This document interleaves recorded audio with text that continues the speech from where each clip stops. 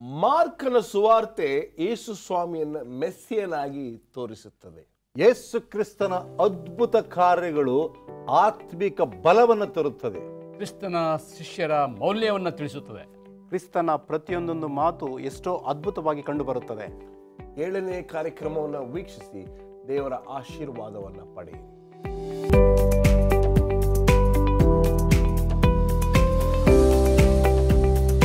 7ನೇ ಪಾಠಕ್ಕೆ ನಿಮ್ಮೆಲ್ಲರಿಗೂ ಸುಸ್ವಾಗತ. ಈ ಒಂದು ಕಾರ್ಯಕ್ರಮದಲ್ಲಿ ಮಾರ್ಕನ ಸುವಾರ್ತೆಯಲ್ಲಿ ಬಂದಿರತಕ್ಕಂಥ ಮುತ್ತುಗಳನ್ನ ಹುಡುಕುವಂತ ಒಂದು ಕಾರ್ಯಕ್ರಮ ಇದಾಗಿದೆ. ಇದನ್ನ ಸಬ್ಬತ್ ಶಾಲೆ ಪಾಠ ಅಂತ ನಾವು ಕರಿತೀವಿ. ಬನ್ನಿ ನಮ್ಮ ಅತಿಥಿಗಳನ್ನು ಸ್ವಾಗತ ಮಾಡಿ ನಮ್ಮ ಈ ಕಾರ್ಯಕ್ರಮಕ್ಕೆ ಚಾಲನೆಯನ್ನು ನೀಡೋಣ. ಬೋಧಕರಾಗಿರ್ತಕ್ಕಂಥ ಮುತ್ತು ಮ್ಯಾಥ್ಯೂ, ಬೋಧಕರಾಗಿರ್ತಕ್ಕಂಥ ರಾಜದಾಸ್ ಮತ್ತು ಬೋಧಕರಾಗಿರ್ತಕ್ಕಂಥ ಪ್ರಸನ್ನ ಕುಮಾರ್ ಅವರು. ನಮಸ್ಕಾರ. ನಮಸ್ಕಾರ. ತುಂಬ ಸಂತೋಷ ನೀವು ನಮ್ಮ ಕಾರ್ಯಕ್ರಮಕ್ಕೆ ಬಂದಿದ್ದು. ಮಾರ್ಕನ ಸುವಾರ್ತೆಯನ್ನು ನಾವು ತೆಗೆದುಕೊಂಡಾಗ ಎಲ್ಲೋ ಒಂದು ಕಡೆ ತುಂಬ ಚಿಕ್ಕ ಸುವಾರ್ತೆ ನೀವು ಈಗಾಗಲೇ ಹೇಳಿದ್ದೀರಾ. ಆದರೆ ಕೀರ್ತಿ ಚಿಕ್ಕದಾಗಿದ್ದರೂ ಮೂರ್ತಿ ಚಿಕ್ಕದಾಗಿದ್ದರೂ ಕೀರ್ತಿ ದೊಡ್ಡದು ಅನ್ನೋ ರೀತಿಯಲ್ಲಿ ಈ ಒಂದು ಪುಸ್ತಕದಲ್ಲಿ ಬಹಳಷ್ಟು ನೂತನವಾಗಿರ್ತಕ್ಕಂಥ ಸಂದೇಶಗಳು ನಮಗೆ ತೋರಲ್ಪಟ್ಟಿದೆ. ಬನ್ನಿ ಸ್ಮರಣ ವಾಕ್ಯವನ್ನು ಓದಿ ಆನಂತರ ನಾವು ಶುರು ಮಾಡೋಣ. ಮಾರ್ಕನು ಬರೆದ ಸುವಾರ್ತೆ 8ನೇ ಅಧ್ಯಾಯ 34ನೇ ವಚನ. ದೇವರ ವಾಕ್ಯ ಈ ರೀತಿ ಹೇಳುತ್ತೆ, ಆಮೇಲೆ ಆತನು ತನ್ನ ಶಿಷ್ಯರ ಜೊತೆಗೆ ಜನರ ಗುಂಪನ್ನು ಹತ್ತಿರ ಕರೆದು ಅವರಿಗೆ ಹೇಳಿದ್ದೇನೆಂದರೆ, ಯಾವನಿಗಾದರೂ ನನ್ನ ಹಿಂದೆ ಬರುವುದಕ್ಕೆ ಮನಸ್ಸಿದ್ದರೆ ಅವನು ತನ್ನನ್ನು ನಿರಾಕರಿಸಿ ತನ್ನ ಶಿಲುಬೆಯನ್ನು ಹೊತ್ತುಕೊಂಡು ನನ್ನ ಹಿಂದೆ ಬರಲಿ. ನಾನು ಎಂಬತಕ್ಕಂಥದ್ದನ್ನು ಬಿಟ್ಟು ನನ್ನ ಹಿಂದೆ ಬನ್ನಿ ಅಂತ ದೇವರು ಹೇಳ್ತಾ ಇದ್ದಾರೆ. ಮುಂದುವರಿಸಿ. ಮಾರ್ಕನ ಬರೆದ ಸುವಾರ್ತೆ ನಾನು ಮೊದಲೇ ಹೇಳಿದ ಹಾಗೆ 2 ವಿಭಾಗವಾಗಿದೆ. ಮೊದಲನೇ ಭಾಗದಲ್ಲಿ ಯಾರು ಯೇಸು ಕ್ರಿಸ್ತನು ಎಂಬುದನ್ನು ನಾವು ಕಲಿತುಕೊಳ್ಳುತ್ತೇವೆ. ಆತನ ಪ್ರಭಾವಶಾಲಿಯಾದಂಥ ಬೋಧನೆಗಳು, ಆತನು ಮಾಡಿರುವ ಅದ್ಭುತ ಕಾರ್ಯಗಳು, ಆತನು ಒಬ್ಬ ಮೆಸ್ಸಿಯನು, ಇವೆಲ್ಲ ವಿಷಯವನ್ನು ಕುರಿತು ಶಿಷ್ಯರು ಯೇಸು ಸ್ವಾಮಿಯಲ್ಲಿ ಕಂಡುಕೊಳ್ಳುತ್ತಾರೆ. ಪೇತ್ರನು ಯೇಸು ಸ್ವಾಮಿಯ ಬಗ್ಗೆ ನೀನೇ ಮೆಸ್ಸಿಯನು ಎಂಬುದಾಗಿ ಹೇಳುವಾಗ ಅದಾದ ಮೇಲೆ ಸ್ವಾಮಿ ಅವರಿಗೆ ಇದನ್ನು ಯಾರಿಗೂ ಹೇಳಬೇಡಿ, ರಹಸ್ಯವಾಗಿರಲಿ, ಯಾಕೆಂದರೆ ನಾನು ಶಿಲುಬೆಯಲ್ಲಿ ಅನೇಕ ಅನುಭವಗಳನ್ನು ನಿಮಗೆ ತೋರಿಸಬೇಕಾಗುತ್ತದೆ, ನೋವುಗಳನ್ನು ಅನುಭವಿಸಬೇಕಾಗುತ್ತೆ ಎಂಬುದಾಗಿ ಆತನ ಕ್ರೂಜೆಯ ಬಗ್ಗೆ ಅವರಿಗೆ ತಿಳಿಸಿಕೊಟ್ಟನು ಎಂಬುದಾಗಿ ನಾವು ನೋಡ್ತೇವೆ. ಮುಂದೆ ಇದನ್ನು ಸ್ವಲ್ಪ ಸ್ಪಷ್ಟವಾಗಿ ಕಂಡುಕೊಳ್ಳುವಾಗ ಮಾರ್ಕನ ಬರೆದ ಸುವಾರ್ತೆ 8ನೇ ಅಧ್ಯಾಯ 22ರಿಂದ 30 ವಚನಗಳಲ್ಲಿ ಇಲ್ಲಿ ಒಂದು ಸಣ್ಣ ದೃಷ್ಟಾಂತವನ್ನು ನೋಡ್ತೇವೆ. ಆ ದೃಷ್ಟಾಂತದಲ್ಲಿ ಯೇಸು ಸ್ವಾಮಿಯು ಒಬ್ಬನಿಗೆ ಕುರುಡನಿಗೆ ಕಣ್ಣನ್ನು ಕೊಡುವಾಗ 2 ಸಾರಿ ಆತನನ್ನು ಮುಟ್ತಾನೆ. ಯಾಕೆ 2 ಸಾರಿ ಮುಟ್ಟದ ಎಂಬುದು 22ನೇ ವಚನದಿಂದ ಸ್ವಲ್ಪ ಹೊತ್ತು ನೋಡೋಣ. ಅಲ್ಲಿ ಜನರು ಒಬ್ಬ ಕುರುಡನನ್ನು ಯೇಸುವಿನ ಬಳಿಗೆ ಕರೆದುಕೊಂಡು ಬಂದು ಇವನನ್ನು ಮುಟ್ಟಬೇಕು ಎಂದು ಆತನನ್ನು ಬೇಡಿಕೊಂಡರು. ಆತನು ಕುರುಡನ ಕೈ ಹಿಡಿದುಕೊಂಡು ಊರ ಹೊರಕ್ಕೆ ಕರೆದುಕೊಂಡು ಹೋಗಿ ಅವನ ಕಣ್ಣುಗಳಲ್ಲಿ ಉಗುಳಿ ಅವರ ಮೇಲೆ ಕೈ ಇಟ್ಟು, ನಿನಗೇನಾದರೂ ಕಾಣುತ್ತಿದೆಯೋ? ಮೊದಲನೇದಾಗಿ ಆ ಕುರುಡ ಹೇಳ್ತಾನೆ, ನನಗೆಲ್ಲ ನೋಡುವಾಗ ಜನ ಮರಗಳಂತೆ ಕಾಣ್ತಾ ಇದ್ದಾರೆ. ಮತ್ತೊಮ್ಮೆ ಆತನ ಕಣ್ಣುಗಳ ಮೇಲೆ ಕೈ ಇಟ್ಟನು. ಅವನ ಕಣ್ಣು ಬಿಟ್ಟು ನೋಡುವಾಗ ಎಲ್ಲವೂ ಸ್ಪಷ್ಟವಾಗಿ ಕಾಣಿಸ್ತಾ ಇತ್ತು. ಈ ಒಂದು ಅದ್ಭುತಗಳಲ್ಲಿ ಯೇಸು ಸ್ವಾಮಿಯ 2 ಮುಟ್ಟುವಿಕೆಯನ್ನು, 2 ಟಚಸ್ ಎಂಬುದಾಗಿ ನಾವು ನೋಡುವಂತರಾಗಿದೆ. ಯಾಕೆ ಯೇಸು ಸ್ವಾಮಿ 2 ಸಾರಿ ಮುಟ್ಟಬೇಕಾಗಿತ್ತು? ಒಂದೇ ಸಾರಿ ಮುಟ್ಟಿದಾಗ ಗುಣ ಆಗ್ತಾ ಇದ್ರು, ಒಂದು ಮಾತಾಡಿದಾಗ ಗುಣ ಆಗ್ತಾ ಇದ್ರು. ಹೀಗಿರುವಾಗ 2 ಸಾರಿ ಯಾಕೆ ಮುಟ್ಟಬೇಕಾಗಿತ್ತು ಎಂಬುದಾಗಿ ಹೇಳುವಾಗ, ಇದು ಒಬ್ಬ ಮನುಷ್ಯನಿಗೆ ಆತ್ಮೀಕವಾಗಿ ಆತನು ಹೇಗೆ ಬೆಳೆಯಬೇಕು ಎಂಬುದನ್ನು ತಿಳಿಸಿಕೊಳ್ಳುವುದಕ್ಕೆ ಸ್ವಾಮಿ ತಿಳಿಸುವಂತನಾಗಿದ್ದಾನೆ. ಯಾಕೆಂದರೆ ಅನೇಕ ಸಾರಿ ಒಂದೇ ಪ್ರಸಂಗವನ್ನು ಕೇಳುವಾಗ ಬದಲಾವಣೆ ಆಗೋದಿಲ್ಲ, ಒಂದೇ ವಿಷಯವನ್ನು ನೋಡುವಾಗ ಬದಲಾವಣೆ ಆಗೋದಿಲ್ಲ. ಬದಲಾವಣೆ ಆಗತಕ್ಕಂಥದ್ದು, ಅದ್ಭುತ ಆಗ್ತಕ್ಕಂಥದ್ದು, ಆತ್ಮೀಕವಾದ ಬೆಳವಣಿಗೆ ಅದು ನಮ್ಮಲ್ಲಿ ಸ್ವಾಭಾವಿಕವಾಗಿ ಕಾಲಕ್ಕನುಸಾರವಾಗಿ ಬೆಳೆಯಬೇಕು. ಯಾರಾದರೂ ಒಂದೇ ಒಂದು ಸಾರಿ ಅದ್ಭುತವನ್ನು ಕಂಡು ನಾನು ಬದಲಾಗಿದ್ದೇನೆ ಎಂಬುದಾಗಿ ಹೇಳುವಾಗ ಆತನು ಬೀಳುವುದಕ್ಕೂ ಸಹ ಭಾಳ ಸುಲಭವಾಗಿ ಕೆಳಗೆ ಬಿದ್ದೋಗ್ಬಿಡ್ತಾನೆ. ಮುಂದೆ ಹೋಗಿ ಯೇಸು ಕ್ರಿಸ್ತನು ತನ್ನ ಶಿಷ್ಯರಿಗೆ ಒಂದು ಪ್ರಶ್ನೆಯನ್ನು ಮಾಡ್ತಾನೆ. Teachers like questions. ಗುರುಗಳಿಗೆ ಪ್ರಶ್ನೆ ಮಾಡಿ ಉತ್ತರ ತಗೊಳ್ತಾ ಇರೋದು ಬಹಳ ಮುಖ್ಯ. ನಾನು ಯಾರು ಅನ್ನುತ್ತಾರೆ ಜನರು ಎಂಬುದಾಗಿ ಸ್ವಾಮಿ ಅಲ್ಲಿದ್ದಂಥ ಜನರಿಗೆ ಕೇಳುವಾಗ ಅನೇಕರು ಅನೇಕ ಉತ್ತರವನ್ನು ಕೊಡ್ತಾರೆ. 28ನೇ ವಚನ ನೋಡೋಣ, 8:28. ನಿನ್ನನ್ನು ಕೆಲವರು ಸ್ನಾನಿಕನಾದ ಯೋಹಾನನು ಅನ್ನುತ್ತಾರೆ, ಕೆಲವರು ಎಲಿಯನು ಅನ್ನುತ್ತಾರೆ, ಇನ್ನು ಕೆಲವರು ಪ್ರವಾದಿಗಳಲ್ಲಿ ಒಬ್ಬನು ಅನ್ನುತ್ತಾರೆ ಎಂದು ಹೇಳಿದರು. ಆತನು ಅವರನ್ನು, ಆದರೆ ನೀವು ನನ್ನನ್ನು ಯಾರನ್ನುತ್ತೀರಿ? ನೋಡಿ, ಬೇರೆಯವರು ಹಾಗೆ ಹೇಳ್ತಾರೆ ಹೀಗೆ ಹೇಳ್ತಾರೆ ಅನ್ನೋದಲ್ಲ. ನೀವು ನನ್ನ ಜೊತೆಲೇ ಇದ್ದೀರಾ, ಅದ್ಭುತಗಳನ್ನು ನೋಡಿದ್ದೀರಾ, ಮಹತ್ಕಾರಗಳನ್ನು ನೋಡಿದ್ದೀರಾ, ಸಾಮ್ಯಗಳನ್ನು ನೋಡಿದ್ದೀರಾ, ನೀವೇನು ಕರೀತೀರಾ ಎಂಬುದಾಗಿ ಹೇಳುವಾಗ ಪೇತ್ರನು ಹೇಳ್ತಾನೆ, ನೀನು ಬರಬೇಕಾಗಿರುವ ಕ್ರಿಸ್ತನು ಎಂದು ಉತ್ತರ ಕೊಟ್ಟನು. ಅದಕ್ಕೆ ಆತನು, ನನ್ನ ವಿಷಯವಾಗಿ ಯಾರಿಗೂ ಹೇಳಬೇಡಿರಿ ಎಂದು ಅವರಿಗೆ ಖಂಡಿತವಾಗಿ ಹೇಳಿದನು.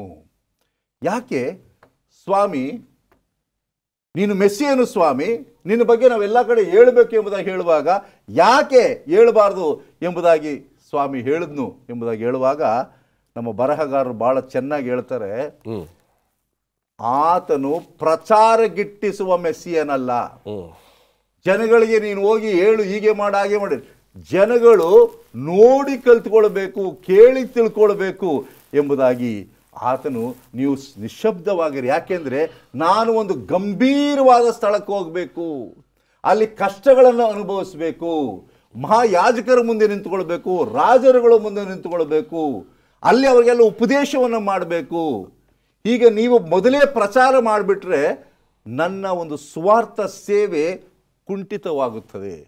ನೋಡಿ, ಸ್ವಾಮಿ ಏನೇ ಮಾಡಿದ್ರೂ ಸಹ ಒಂದು ಉದ್ದೇಶ ಇಲ್ಲದೆ ಮಾಡೋದಿಲ್ಲ. ಪ್ಲಾನಿಂಗ್ ಅದು ಮಾತ್ರವಲ್ಲ, ಕೆಲವರು ನಾವು ಪ್ರಶ್ನೆ ಮಾಡ್ತೇವೆ, ಹೀಗೆ ಯಾಕೆ ಆಗಬಾರ್ದಾಗಿತ್ತು, ಹಾಗೆ ಯಾಕೆ ಆಗಬಾರ್ದಾಗಿತ್ತು ಅಂತ. ಇದು ಸ್ವಾಮಿಯ ವಿಷಯದಲ್ಲಿ ಪ್ರಶ್ನೆ ಮಾಡದೇ ಇದ್ದರೆ ಒಳ್ಳೆಯದು. ಮನುಷ್ಯನ ವಿಷಯದಲ್ಲಿ ಅನೇಕ ಪ್ರಶ್ನೆಗಳನ್ನು ಮಾಡ್ಬೋದು, ಆದರೆ ದೇವರು ಇಂಥವುಗಳನ್ನು ನಾವು ಸ್ಪಷ್ಟವಾಗಿ ತಿಳ್ಕೊಳ್ಬೇಕು ಎಂಬ ವಿಷಯದಲ್ಲಿ ಆತನು ನಿಧಾನಗತಿಯಲ್ಲಿ ನಮಗೆ ತಿಳಿಸ್ಕೊಡ್ತಾನೆ. ಕೆಲವು ವಿಷಯಗಳನ್ನು 10 ಸಾರಿ ಓದಿದಾಗಲೇ ನಮಗೆ ತಿಳುವಳಿಕೆ ಆಗ್ತಕ್ಕಂಥದ್ದು, ಸುಮ್ಮನೆ ಓದಿದಾಗ ಅರ್ಥ ಆಗೋದಿಲ್ಲ. ಓದಿ ಈಗ ಎಷ್ಟೋ ವಿಷಯಗಳನ್ನು ಪದೇ ಪದೇ ನಾವು ಓದ್ತಾ ಇರ್ತೇವೆ, ಪ್ರಸ್ತಾಪ ಮಾಡ್ತೇವೆ. ಇದೆಲ್ಲವನ್ನು ಯಾಕೆ ಪ್ರಸ್ತಾಪ ಮಾಡ್ತೇವೆ ಅಂದರೆ ನಮಗೆ ಸತ್ಯಾಂಶವು ಗೂಢಾರ್ಥವು ನಮ್ಮ ಹೃದಯಕ್ಕೆ ಹೊಕ್ಕಬೇಕು, ನಾವು ಸ್ಥಿರವಾದ ಕ್ರೈಸ್ತರಾಗಬೇಕೆಂಬುದಾಗಿ. ಖಂಡಿತವಾಗ್ಲೂ ಇದರ ಬಗ್ಗೆ ನಾವು ಇನ್ನೂ ಚರ್ಚೆ ಮಾಡೋಣ. ಒಂದು ಸಣ್ಣ ವಿರಾಮಕ್ಕೆ ಸಮವಾಗಿದೆ. ಒಂದು ಸಣ್ಣ ವಿರಾಮದ ನಂತರ ನಮ್ಮ ಚರ್ಚೆ ಮುಂದುವರ್ತಿದೆ. ದಯವಿಟ್ಟು ಎಲ್ಲೂ ಹೋಗ್ಬೇಡಿ, ನಿಮಗೋಸ್ಕರ ನಾವು ಇಲ್ಲೇ ಕಾಯ್ತಾ ಇರ್ತೀವಿ. Welcome back. ಬನ್ನಿ ನಮ್ಮ ಚರ್ಚೆಯನ್ನು ಮುಂದುವರಿಸ್ಕೊಂಡು ಹೋಗ್ತಾ ಇದ್ದೀವಿ. ಸೋಮವಾರದ ಪಾಠಕ್ಕೆ ನಾವು ಬರುವುದಾದರೆ, ಈ ಒಂದು ಶಿಷ್ಯರಿಗೆ ಅಥವಾ ಶಿಷ್ಯರಾಗಬೇಕು ಎಂದಾಗ ಒಂದು ಬೆಲೆಯನ್ನು ಕಟ್ಟಬೇಕಾಗಿದೆ, ಒಂದು ಮೌಲ್ಯವನ್ನು ಕಟ್ಟಬೇಕಾಗಿದೆ. ಅದ್ಯಾವುದು? ಕ್ರೈಸ್ತರಿಗೆ ಕ್ರಿಸ್ತನ ಶಿಷ್ಯರಾಗಬೇಕಂತ ಆಸೆ ಇದ್ರೆ ಒಂದು ಮೌಲ್ಯ ಇದೆ. ಆ ಮೌಲ್ಯವನ್ನು ಪ್ರತಿಯೊಬ್ಬರು ಹೊಂದಿರಬೇಕಾಗತ್ತೆ. ಇಲ್ಲಿ ಯೇಸು ಸ್ವಾಮಿ ತನ್ನ ಶಿಷ್ಯರನ್ನು ಏನಂತ ಕರೀತಾನೆ? ನನ್ನ ಹಿಂಬಾಲಿಸ್ರಿ ಅಂತ ಕರೀತಾನೆ. ಆತನಿಗೆ ಕರೆವಿಕೆ ಕೊಟ್ಟಾಗ ಅನೇಕರಿಗೆ ಗೊತ್ತಿರಲಿಲ್ಲ ಕರೆವಿಕೆಯ ಮೌಲ್ಯ ಏನಂತೇಳಿ. ಸುಮ್ಮನೆ ಹಿಂಬಾಲಿಸಿ ಅಂತ ಸುಮ್ಮನೆ ಹಿಂದೆ ಹೋಗೋದನ್ನು ತಿಳ್ಕೊಂಡಿದ್ರು. ಸ್ವಾಮಿಯನ್ನು ಹಿಂಬಾಲಿಸ್ಬೇಕಾದ್ರೆ ಅವ್ರು ತಮ್ಮನ್ನು ನಿರಾಕರಿಸಬೇಕಾಗಿತ್ತು. ಅವ್ರು ತಮ್ಮ ಎಲ್ಲ ಆಶೆಗಳನ್ನು ಬಿಟ್ಟು ಸ್ವಾಮಿ ಆಶೆ ನೆರವೇರಿಸಬೇಕಾಗಿತ್ತು, ಸ್ವಾಮಿ ಚಿತ್ತವನ್ನು ನೆರವೇರಿಸಬೇಕಾಗಿತ್ತು. ಇದೇ ಪೇತ್ರನ ಸ್ವಾಮಿ ಸ್ವಲ್ಪ ಸಮಯದ ಹಿಂದೆ ಕೇಳ್ತಾನೆ, ಎಲ್ಲರೂ ನನ್ನ ಏನಂತಾರೆ ಅಂತ ಕೇಳುವಾಗ ಎಲ್ಲರೂ ಏನೇನು ಉತ್ತರ ಕೊಟ್ಟರು, ಆದರೆ ನಿಜವಾದ ಉತ್ತರ ಕೊಟ್ಟವನು ಪೇತ್ರ ಒಬ್ಬನೇ. ಪೇತ್ರ ಹೇಳ್ತಾನೆ, ನೀನೇ ಬರಬೇಕಾದ ಕ್ರಿಸ್ತನು, ಅಭಿಷಕ್ತನು ಅಂಥೇಳಿ ನೇರವಾಗಿ ಗುರುತಿಸ್ತಾನೆ. ಅದಕ್ಕೆ ಸ್ವಾಮಿ ಅಭಿನಂದಿಸ್ತಾರೆ, ಇದು ನಿನ್ನಿಂದ ಬಂದಿಲ್ಲಪ್ಪ, ಇದು ದೇವರ ಆತ್ಮದಿಂದಲೇ ನೀನು ಪ್ರಯತ್ನ ಹೇಳಿದ್ಯಾ, ಗುಡ್ ಅಂತೇಳಿ ಅದನ್ನು ಅಭಿನಂದಿಸ್ತಾನೆ. ಆದರೆ ಸ್ವಲ್ಪ ಸಮಯದ ನಂತರ ಸ್ವಾಮಿ ತನ್ನ ಬಂದ ಉದ್ದೇಶವನ್ನು ವಿವರಿಸುವಾಗ, ಇನ್ನು 3 ದಿನಗಳಲ್ಲಿ ಇನ್ನು ಕೆಲವೇ ದಿನಗಳಲ್ಲಿ ನನ್ನನ್ನು ಶಿಲುಬೆಗೆ ಹಾಕ್ತಾರೆ, ನಾನು ಭಾಳ ಹಿಂಸೆಯನ್ನು ಅನುಭವಿಸಿ ನಾನು ಸಾಯಬೇಕಾಗತ್ತೆ ಅಂತ ಹೇಳಿದಾಗ ಆ ಪೇತ್ರ ಹೇಳ್ತಾನೆ, ಸ್ವಾಮಿ ಎಂದಿಗೂ ನಿನಗೆ ಆಗಬಾರ್ದು ಅಂತ ಸ್ವಾಮಿ ಚಿತ್ತವನ್ನು, ಆ ಯೋಜನೆಯನ್ನು ನಿರಾಕರಿಸಲಿಕ್ಕೆ ಆತನ ಮುಂದೆ ಬಂದಾಗ ಅದೇ ಸ್ವಾಮಿ ಪೇತ್ರನ ಉದ್ದೇಶ ಹೇಳ್ತಾನೆ, ಸೈತಾನನೇ ತೊಲಗಿ ಹೋಗು ಅಂತ ಹೇಳ್ತಾನೆ. ಪೇತ್ರನಿಗೆ ಒಂಥರ ಆಶ್ಚರ್ಯ ಆಗುತ್ತೆ. ನಾನು ಏನಪ್ಪ ಒಳ್ಳೇದು ಹೇಳಿದ್ರೆ ಸ್ವಾಮಿ ಹೀಗೆ ಹೇಳಿದ್ನಲ್ಲ. ನಮ್ಮ ಚಿತ್ತದಂತೆ ನಮ್ಮ ಆಲೋಚನೆಯಲ್ಲಿ ಕ್ರೈಸ್ತರಾಗಬೇಕಾದ್ರೆ ಹೀಗೆ ಇರಬೇಕಂತ ತಿಳ್ಕೊಂಡಿದ್ವಿ. ಆದರೆ ದೇವ್ರ ಉದ್ದೇಶನೇ ಬೇರೆ ಇದೆ. ದೇವ್ರ ಚಿತ್ತ ಏನಂತ ಹೇಳಿದ್ರೆ ಆತನ ರಾಜ್ಯವನ್ನು ವಿಸ್ತರಿಸಬೇಕು, ಅನೇಕರನ್ನ ರಕ್ಷಿಸಬೇಕು. ಇದು ದೇವ್ರ ಚಿತ್ತವಾಗಿದೆ. ಇದಕ್ಕಾಗಿ ನಾವು ನಮ್ಮನ್ನು ಸಂಪೂರ್ಣವಾಗಿ ಸ್ವಾಮಿಗೆ ಒಪ್ಪಿಸ್ಕೊಡ್ಬೇಕಾಗಿದೆ. ನಮ್ಮ ಸ್ವಂತ ಆಶೆಗಳು ನೆರವೇರಿಸಲಿಕ್ಕೆ, ಕ್ರೈಸ್ತರಾಗಲಿಕ್ಕೆ ಸ್ವಾಮಿ ಹಿಂಬಾಲಿಸ್ಲಿಕ್ಕೆ ಸಾಧ್ಯತೆ. ಇವತ್ತು ಅನೇಕರು ಸಮಸ್ಯೆಗೆ ಸೇರಿಕೊಂಡಿದ್ದಾರೆ. ಅನೇಕ ಸರಿ ಹೇಳುವಾಗ ಆ ಕೆಲಸಕ್ಕಾಗಿ ಅಥವಾ ಒಂದು ವಿವಾಹಕ್ಕಾಗಿ ಅಥವಾ ಒಂದು ಯಾವುದೋ ಒಂದು ಉದ್ದೇಶಪೂರ್ವಕವಾಗಿ ಸೇವೆಗೆ ಬಂದಿರ್ತಾರೆ. ಅದು ನಿಜವಾಗಿಯೂ ದೇವರ ಸೇವಕರಾಗಿ ದೇವರ ಶಿಷ್ಯರಾಗಬೇಕಾದ್ರೆ ನಾವು ಈ ಲೋಕವನ್ನು ತ್ಯಜಿಸಬೇಕಾಗಿದೆ, ಲೋಕದ ಆಶೆಯನ್ನು ತ್ಯಜಿಸಬೇಕಾಗಿದೆ, ಎಲ್ಲವನ್ನು ನಿರಾಕರಿಸಿ ಶಿಲ್ಬೆಯನ್ನು ಹೊತ್ಕೊಂಡು ಬರಬೇಕಂತ. ಶಿಲ್ಬೆ ಅಂತ ಹೇಳಿದ್ರೆ ಕಷ್ಟ, ಸಂಕಟ, ಹಿಂಸೆ. ಯಾವ ರೀತಿ ಯೇಸುಸ್ವಾಮಿ ನಮಗಾಗಿ ಶ್ರಮೆಯನ್ನು ಅನುಭವಿಸಿದ್ರು ಅದೇ ಶ್ರಮೆಯನ್ನು ಶಿಷ್ಯರು ಸಹ ಅನುಭವಿಸ್ಬೇಕು. ಆವಾಗ ತಾನೇ ಸ್ವಾಮಿಯನ್ನು ಹಿಂಬಾಲಿಸ್ತೇನೆ ಎಂಬುದಾಗಿ ಹೇಳಲಿಕ್ಕೆ ಸಾಧ್ಯತೆ ಇದೆ. ನನ್ನ ಸ್ನೇಹಿತ ಒಬ್ಬ ಇದ್ದ, ಅವನು ಪಕ್ಷಿಗಳನ್ನು ಮಾರಾಟ ಮಾಡ್ತಿದ್ದ. ಕೊಡೋ ಒಂದು ಫ್ರೀಯಾಗಿ ಅಂತೇಳಿ, ಫ್ರೀಯಾಗಿ ಕೊಟ್ಟರೆ ನಿನಗೆ ಅದ್ರದ್ದು ವ್ಯಾಲ್ಯೂ ಗೊತ್ತಾಗಲ್ಲ ಕಣೋ, ಒಂದು 100 ರೂಪಾಯಿ ಕೊಟ್ಬಿಟ್ಟು ಈಸ್ಕೋ, ನೀನು ಚೆನ್ನಾಗಿ ನೋಡ್ಕೋತೀಯ ಅಂತ. ಸೊ ಯಾವುದಕ್ಕಾದರೂ ಒಂದು ಅತ್ಯಮೂಲ್ಯವಾಗಿರ್ತಕ್ಕಂಥ ವಿಷಯಕ್ಕೆ ಒಂದು ಬೆಲೆಯನ್ನು ಕಟ್ಟಿದಾಗ ಮಾತ್ರ ಅದರ ಒಂದು ಮೌಲ್ಯ ಗೊತ್ತಾಗುತ್ತೆ. ಏನಂತೀರ ಮಿಸ್ಟರ್? ಖಂಡಿತವಾಗಿಯೂ. ಇನ್ನೊಂದು ಅರ್ಥ ಮಾಡ್ಕೊಳ್ಳಿ, there is nothing free in this world ಅಂತಾರೆ. ಯಾವುದಕ್ಕೂ ಈಗ ನಾನಿಲ್ಲ ಆದರೆ ಇನ್ನೊಬ್ರು ಅದ್ರ ಬೆಲೆ ಕೊಟ್ಟಿರ್ತಾರೆ. ಯೇಸು ಸ್ವಾಮಿಯ ಆ ಶಿಷ್ಯರಾಗಬೇಕಾದ್ರೆ ನಾವು ಬೆಲೆ ಕಟ್ತೀವೋ ಇಲ್ವೋ, ಆದರೆ ನಮ್ಮ ಪರವಾಗಿ ಯೇಸು ಕ್ರಿಸ್ತನು ತನ್ನ ಅಮೂಲ್ಯವಾದ ರಕ್ತವನ್ನು ಸುರಿಸಿ ನಮಗೋಸ್ಕರ ಕೊಟ್ಟಿರುವಾಗ ಆ ಬೆಲೆಯನ್ನು ನಾವು ಗೌರವಿಸಬೇಕು. ಇದು ಬಹಳ ಮುಖ್ಯ. ಆತನು ತೆತ್ತ ರಕ್ತ ಎಷ್ಟು ಅಮೂಲ್ಯವಾದದ್ದು ಎಂಬುದನ್ನು ನಾವು ಅರಿತುಕೊಂಡ್ರೆ ನಾವು ಯಾರು ಅದನ್ನು ಅಗೌರವ ಪಡಿಸುವುದಿಲ್ಲ. ಆತನ ಆಜ್ಞೆಗಳನ್ನು ಕೈಕೊಂಡು ನಡೀತೇವೆ. ಓಕೆ, ಮುಂದೆ ಹೋಗೋಣ. ಇಲ್ಲಿ ನಾವು ಮುಂದಿನ ದಿನದ ಪಾಠಕ್ಕೆ ಬರುವುದಾದರೆ ಇಲ್ಲಿ ಬಹಳ ಒಂದು ದೊಡ್ಡ ಸಂದೇಶ ನಮಗೆ ಕಾದಿದೆ. ಹೇಳಿ. ಇಲ್ಲಿ 9ನೇ ಅಧ್ಯಾಯವನ್ನು ನಾವು ಧ್ಯಾನ ಮಾಡಲಿಕ್ಕೆ ಹೋಗ್ತಿದ್ದೇವೆ. ಈ ಪಾಠದಲ್ಲಿ 9ನೇ ಅಧ್ಯಾಯ 1ನೇ ವಾಕ್ಯದಲ್ಲಿ ಯೇಸು ಸ್ವಾಮಿ ಅವರು ಈ ರೀತಿ ಹೇಳ್ತಿದ್ದಾರೆ, ಮತ್ತು ಅವರಿಗೆ ನಿಮಗೆ ನಿಜ ನಿಜವಾಗಿ ಹೇಳುತ್ತೇನೆ, ನಿಂತಿರುವವರೊಳಗೆ ಕೆಲವರು ದೇವರ ರಾಜ್ಯವು ಪ್ರಬಲವಾಗಿ ಬಂದಿರುವುದನ್ನು ನೋಡುವ ತನಕ ಮರಣ ಹೊಂದುವುದಿಲ್ಲ ಎಂದು ಹೇಳಿದನು. ಯೇಸು ಸ್ವಾಮಿಯವರು ಹೇಳ್ತಿದ್ದಾರೆ, ನಿಮ್ಮಲ್ಲಿ ಕೆಲವರು ಮರಣವನ್ನು ರುಚಿ ನೋಡೋದಿಲ್ಲ, ತಂದೆಯ ರಾಜ್ಯವನ್ನು ಕೂಡ ನೀವು ಕಾಣುವಂಥವರಾಗಿದ್ದೀರಿ ಎಂಬುದಾಗಿ, ದೇವರ ರಾಜ್ಯವು ಪ್ರಬಲವಾಗಿ ಬರೋದನ್ನು ನೀವು ಕಾಣ್ತೀರಿ ಎಂಬುದಾಗಿ ಯೇಸು ಸ್ವಾಮಿಯವರು ನೋಡ್ತಾ ಇದ್ದಾರೆ. ಇದನ್ನು ಕೆಲವರು ಏನಂತ ತಿಳ್ಕೊತಾರಪ್ಪ ಅಂತಂದರೆ, ಯೇಸು ಸ್ವಾಮಿ 2ನೇ ಬರೋಣದ ಕುರಿತಾಗಿ ಯೇಸು ಸ್ವಾಮಿ ಮಾತನಾಡ್ತಿದ್ದಾನೆ ಎಂಬುದಾಗಿ ಅರ್ಥಕೊಳ್ತಾರೆ. ಆದರೆ ಈ ಮಾತಿನ ಭಾವ, ಅರ್ಥ ಏನು ಎಂಬುದಾಗಿ ನಾವು ನೋಡುವಾಗ, ಒಮ್ಮೆ ಪೇತ್ರ, ಯೋಹಾನ, ಯಾಕೋಬ ಇವರೆಲ್ಲರನ್ನೂ ಕೂಡ ಯೇಸು ಸ್ವಾಮಿ ಒಂದು ಪರ್ವತದ ಮೇಲೆ ಕರೆದುಕೊಂಡು ಹೋಗುವಾಗ ಅಲ್ಲಿ ಯೇಸು ಸ್ವಾಮಿ ಪ್ರಕಾಶಮಾನವುಳ್ಳವನಾಗಿ ಅದನ್ನು ಮಾರ್ಪಾಟಾಗ್ತಾನೆ. ಅಮೌಂಟ್ ಆಫ್ ಟ್ರಾನ್ಸ್ಫಿಗರೇಷನ್ ಎಂಬುದಾಗಿ ನಾವು ಇದನ್ನು ತಿಳಿದುಕೊಳ್ತೇವೆ. ಯೇಸು ಸ್ವಾಮಿ ಅಲ್ಲಿ ಪ್ರಕಾಶಮಾನವಾಗಿ ರೂಪ ಧರಿಸುವಾಗ ತಂದೆ ಬರೋದನ್ನು ಕಾಣ್ತಾನೆ. ಅಷ್ಟು ಮಾತ್ರವಲ್ಲ, ಎಲಿಯನು, ಮೋಶೆಯು ಸಹ ಅಲ್ಲಿ ಹಾಜರಾಗೋದನ್ನು ನಾವು ಕಾಣ್ತೇವೆ. ಇದು ಯೋಹಾನರೆಲ್ಲರೂ ಕೂಡ ಕಾಣ್ತಾರೆ. ಸೊ ಈ ಮಾತಿನ ಅರ್ಥ ಏನು ಎಂಬುದಾಗಿ ನಾವು ನೋಡುವಾಗ ಇದರ ಕುರಿತಾಗಿ ಯೇಸು ಸ್ವಾಮಿ ಅವರು ಅಲ್ಲಿ ಪ್ರಸ್ತಾವನೆ ಮಾಡ್ತಾ ಇರೋದನ್ನು ನಾವು ಕಾಣ್ತಿದ್ದೇವೆ. ಅಷ್ಟು ಮಾತ್ರವೇ ಅಲ್ಲ, ಈ ಮೋಶೆ ಸತ್ತವರಿಂದ ಎಬ್ಬಿಸಲ್ಪಟ್ಟಂತಹ ವ್ಯಕ್ತಿಗಳಿಗೆ ಆತನು ಒಂದು ಸಾದೃಶ್ಯನಾದರೆ, ಎಲಿಯನು ಮರಣವನ್ನು ರುಚಿ ನೋಡದೆ ಆತನು ಪರಲೋಕವನ್ನು ಸೇರಿಕೊಳ್ತಾನೆ. ಸೊ ನಾವು ಕೂಡ ಕೆಲವರು ಹಾಗೆ ದೇವರ ರಾಜ್ಯವನ್ನು ಕಾಣ್ತೇವೆ. ಸೊ ಇವರಿಬ್ಬರಿಗೂ ಕೂಡ ಅದಕ್ಕೆ ಹೋಲಿಕೆಯಾಗಿರೋದನ್ನು ನಾವು ಕಾಣ್ತಿದ್ದೇವೆ. ಅದೇ ರೀತಿ ನಾವು ಮುಂದೆ ಓದುವಂತಹ ಸಂದರ್ಭದಲ್ಲಿ 9ನೇ ಅಧ್ಯಾಯದಲ್ಲಿ ಯೇಸು ಸ್ವಾಮಿಯವರು ಅದ್ಭುತ ಕಾರ್ಯವನ್ನು ಕೂಡ ಅದನ್ನು ಮಾಡುವಂಥವನಾಗಿದ್ದಾನೆ. 14ನೇ ವಚನದಿಂದ ನಾವು ನೋಡುವಾಗ ಒಬ್ಬ ವ್ಯಕ್ತಿ ಯೇಸು ಸ್ವಾಮಿ ಬೆಳಗ್ಗೆ ಬಂದು ಹೇಳ್ತಾನೆ, ಸ್ವಾಮಿ ನನ್ನ ಮಗನಿಗೆ ದೆವ್ವ ಹಿಡಿದಿದೆ, ನಿನ್ನ ಶಿಷ್ಯರು ಅದನ್ನು ಬಿಡಿಸ್ಲಿಕ್ಕೆ ಸಾಧ್ಯವಾಗಲಿಲ್ಲ, ದಯವಿಟ್ಟು ನಿನ್ನ ಕೈಲಾದಲ್ಲಿ ದಯಮಾಡಿ ಅವನ್ನ ಸ್ವಸ್ಥ ಮಾಡು ಎಂಬುದಾಗಿ ಹೇಳುವಾಗ, ನಿನ್ನ ಕೈಯಲ್ಲಿ ಸಾಧ್ಯವಾದರೆ ಎಂಬುದಾಗಿ ಹೇಳ್ತಿದ್ದೀಯಾ ನೀನು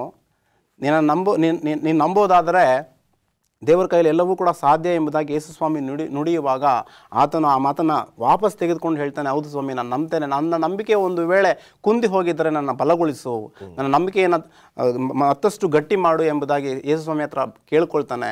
ಆ ಮಗನಿಗೆ, ಆ ಹುಡುಗನಿಗೆ ಅಲ್ಲೇ ಸ್ವಸ್ಥತೆಯನ್ನು ಯೇಸು ಸ್ವಾಮಿ ಅವರು ಒದಗಿಸಿಕೊಡ್ತಾರೆ. ಸೊ ಯೇಸು ಸ್ವಾಮಿಯನ್ನು ನಾವು ನಂಬುವುದಾದರೆ, ಯೇಸು ಸ್ವಾಮಿಯವರನ್ನು ವಿಶ್ವಸಿಸುವುದಾದರೆ ಆತನ ಕೈಯಲ್ಲಿ ಅಸಾಧ್ಯವಾದದ್ದು ಒಂದೂ ಇಲ್ಲ ಎಂಬುದಾಗಿ ಸತ್ಯವಾಕ್ಯ ನಮಗೆ ತಿಳಿಸ್ತಾ ಇದೆ. ಅಷ್ಟೇ ಅಲ್ಲ, 9ನೇ ಅಧ್ಯಾಯ 24ನೇ ವಚನದಲ್ಲಿ ನಾವು ನೋಡೋದಾದರೆ ಆತನು ಹೇಳುವಂತಹ ಮಾತನ್ನು ನಾವು ಗಮನಿಸೋಣ. ಕೂಡಲೇ ಆ ಹುಡುಗನ ತಂದೆಯು, ನಂಬುತ್ತೇನೆ, ನನಗೆ ನಂಬಿಕೆ ಕಡಿಮೆಯಾಗಿದ್ದರೆ ಸಹಾಯ ಮಾಡು ಎಂದು ಕೂಗಿ ಹೇಳಿದನು. ಆಗ ಯೇಸು ಜನರ ಗುಂಪು ಓಡಿ ಬರುವುದನ್ನು ಕಂಡು ಆ ದೆವ್ವವನ್ನು ಗದರಿಸಿ, ಎಲೆ ಕಿವುಡಾದ ಮೂಗ ದೆವ್ವವೇ, ಇವನನ್ನು ಬಿಟ್ಟು ಹೋಗು, ಇನ್ನು ಮುಂದೆ ಹಿಡಿಯಬೇಡವೆಂದು ನಾನು ನಿನಗೆ ಅಪ್ಪಣೆ ಕೊಡುತ್ತೇನೆ ಅಂದನು. ಆಗ ಅದು ಅಬ್ಬರಿಸಿ ಅವನನ್ನು ಒದ್ದಾಡಿಸಿ ಬಿಟ್ಟು ಹೋಯಿತು. ಆ ಹುಡುಗನು ಸತ್ತ ಹಾಗೆ ಬಿದ್ದದರಿಂದ ಬಹುಜನರು ಸತ್ತು ಹೋದ ಅಂದರು. ಆದರೆ ಯೇಸು ಅವನನ್ನು ಕೈ ಹಿಡಿದು ಎಬ್ಬಿಸಲು ಅವನು ಎದ್ದು ನಿಂತನು. ಯೇಸು ಮನೆಗೆ ಬಂದಾಗ ಆತನ ಶಿಷ್ಯರು ಅದನ್ನು ಬಿಡಿಸಲಿಕ್ಕೆ ನಮ್ಮಿಂದ ಯಾಕೆ ಆಗಲಿಲ್ಲವೆಂದು ಆತನನ್ನು ಏಕಾಂತದಲ್ಲಿ ಕೇಳಲು, ಆತನು, ಈ ಜಾತಿಯು ದೇವರ ಪ್ರಾರ್ಥನೆ ಮತ್ತು ಉಪವಾಸದಿಂದಲೇ ಹೊರತು ಬೇರೆ ಯಾವುದರಿಂದಲೂ ಬಿಟ್ಟು ಹೋಗುವುದಿಲ್ಲವೆಂದು ಅವರಿಗೆ ಹೇಳಿದನು. ಸ್ವಾಮಿ, ನಮ್ಮ ಕೈಲಿ ಆಗಲಿಲ್ಲ, ಆದರೆ ನಿನ್ನ ಕೈಲಾಯಿತು, ಹೇಗಪ್ಪ ಎಂಬುದಾಗಿ ಕೇಳುವಾಗ ಇದು ಪ್ರಾರ್ಥನೆಯ ಶಕ್ತಿಯಿಂದ ಮಾತ್ರ ಸಾಧ್ಯ ಎಂಬುದಾಗಿ ಯೇಸು ಸ್ವಾಮಿ ಅವರು ಇಲ್ಲಿ ಪ್ರಸ್ತಾವನೆ ಮಾಡ್ತಾ ಇದ್ದಾರೆ. ಇದರ ಬಗ್ಗೆ ಒಂದು ವಿಷಯವನ್ನು ಮಾತಾಡಬೇಕಾಗಿದೆ, ಆದರೆ ಈಗ ವಿರಾಮ ಬಂದಿದೆ. ವಿರಾಮದ ನಂತರ ನಮ್ಮ ಚರ್ಚೆಯನ್ನು ಮುಂದುವರಿಸೋಣ. ಒಂದು ಸಣ್ಣ ವಿರಾಮದ ನಂತರ ನಮ್ಮ ಚರ್ಚೆ ಮುಂದುವರಿತದೆ.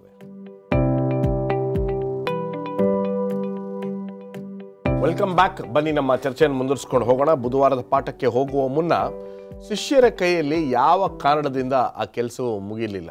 ಅವರಲ್ಲಿ ಪ್ರಾರ್ಥನೆಯ ಕೊರತೆ ಇತ್ತು. ಯೇಸು ಸ್ವಾಮಿಯ ಹೆಸರಿನಲ್ಲಿ ನಂಬಿಕೆ ಕೊರತೆ ಇತ್ತು. ಅದರ ಪ್ರಯುಕ್ತ ಅವರು ಇಷ್ಟು ದೊಡ್ಡದಾದಂತಹ ಕಾರ್ಯವನ್ನು ಮಾಡ್ಲಿಕ್ಕೆ ಆಗಲಿಲ್ಲ. ಆದರೆ ಯೇಸು ಸ್ವಾಮಿಯವರು ತಂದೆಯ ಬಳಿಯಲ್ಲಿ ಪ್ರತಿನಿತ್ಯ ಮಾತನಾಡ್ತಾ ಇದ್ರು.